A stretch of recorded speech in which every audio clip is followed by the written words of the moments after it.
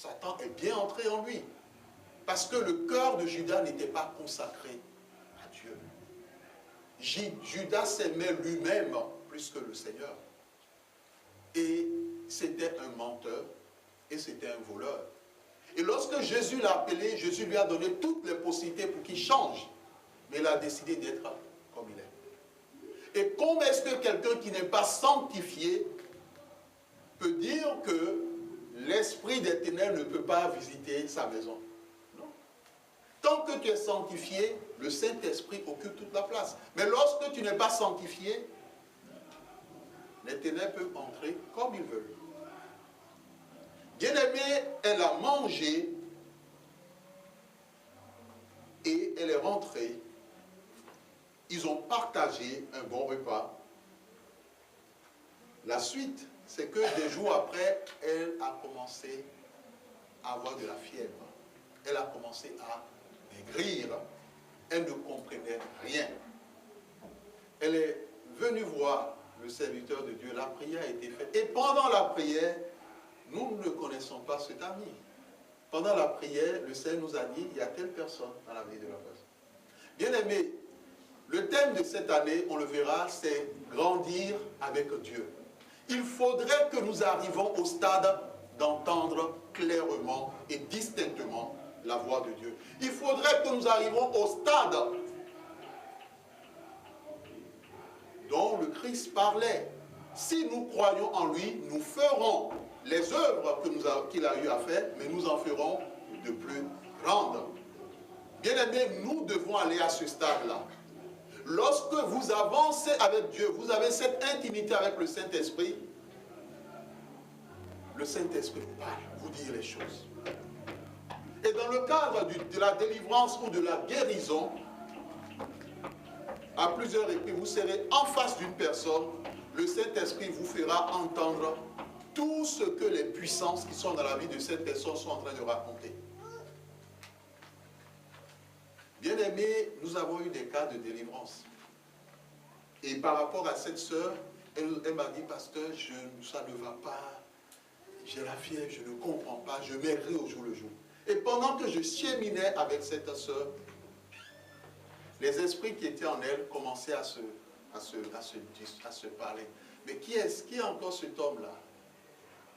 Il vient d'où? Qu'est-ce qu'il veut? Qui est-il? Qu'est-ce qu'il cherche?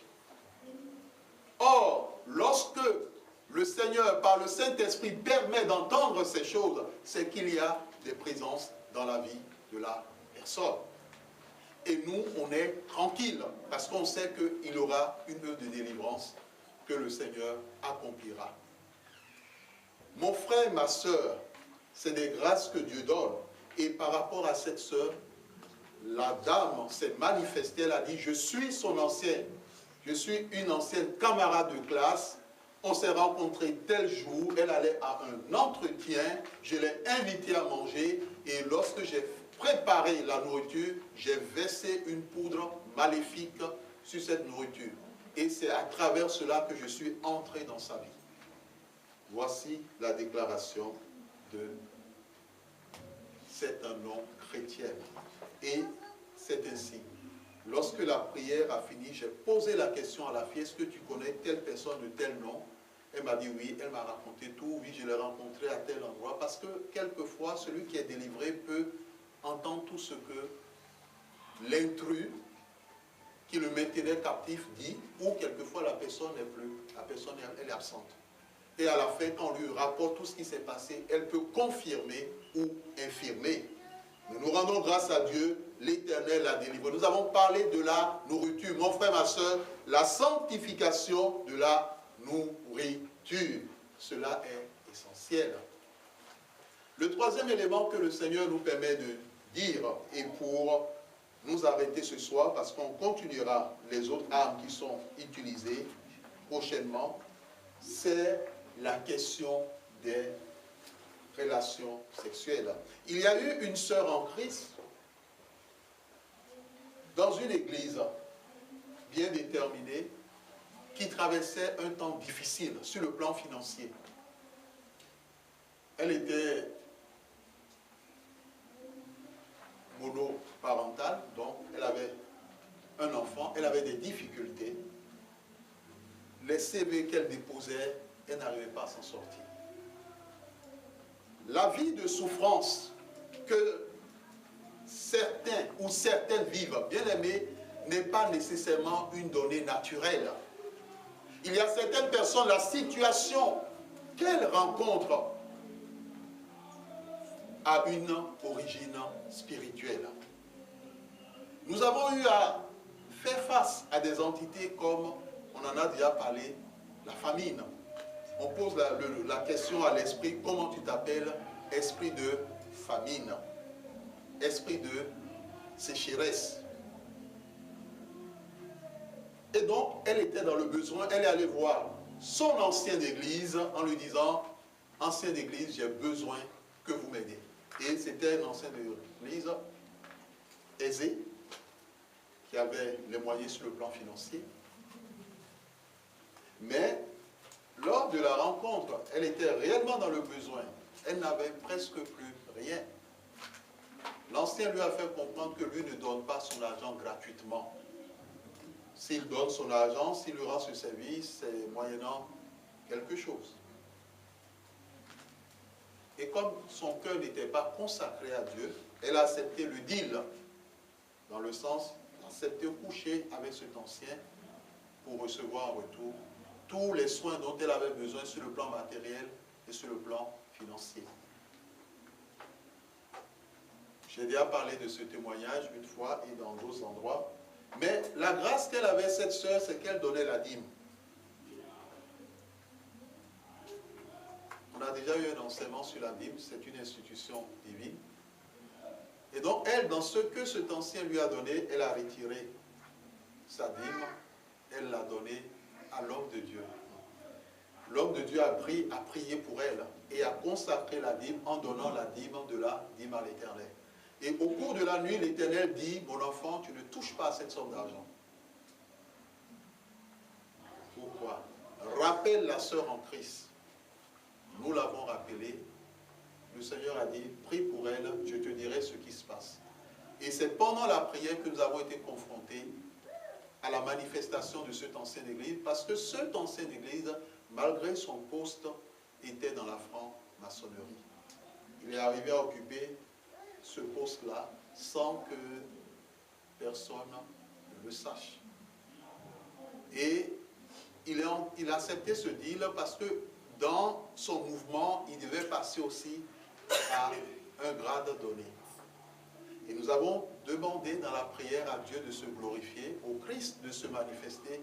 Le Seigneur, dans la prière, à un moment donné, on a été confronté à un esprit de vampire.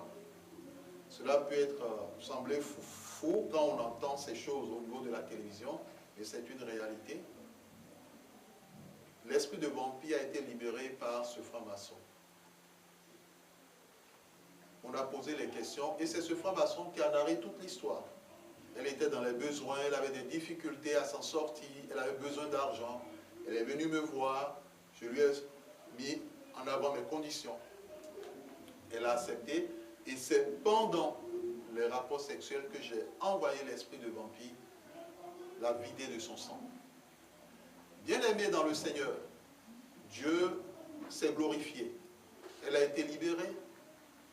L'esprit de vampire a été vaincu par le Christ. Et elle a retrouvé sa santé. Parce que en peu de temps, elle était devenue maigre. On pensait qu'on avait affaire à une CDN. Mon frère, ma soeur, si Dieu nous permet d'entendre de ces choses, c'est pour nous rappeler certaines choses qu'il nous a déjà dit. L'amour du prochain. Il faut que de toutes tes forces, tu aimes ton frère. Tu aimes ta soeur. Même si tu as des difficultés. Il y a certaines personnes, on l'a déjà entendu. Ah, pasteur, pour moi, c'est très difficile. C'est très difficile. Or, pour cette soeur, elle n'a pas obtenu la délivrance des mains de plusieurs pasteurs parce qu'il y avait une situation d'amour du prochain non réglée dans son cœur. Est-ce que tu es dans ce cas, mon frère, ma soeur, cet après-midi? Qui est à l'origine de ta souffrance? Il faut que tu pardonnes. La seconde chose, sanctifions tout ce que nous voulons manger tout ce que nous voulons boire. Que le Seigneur bénisse sa parole dans nos cœurs. Amen. Amen.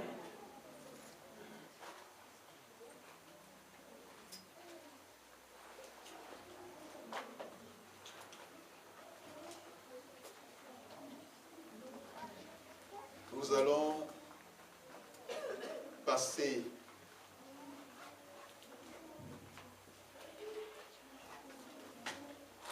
aux offrandes. Après les offrandes, nous allons écouter les annonces.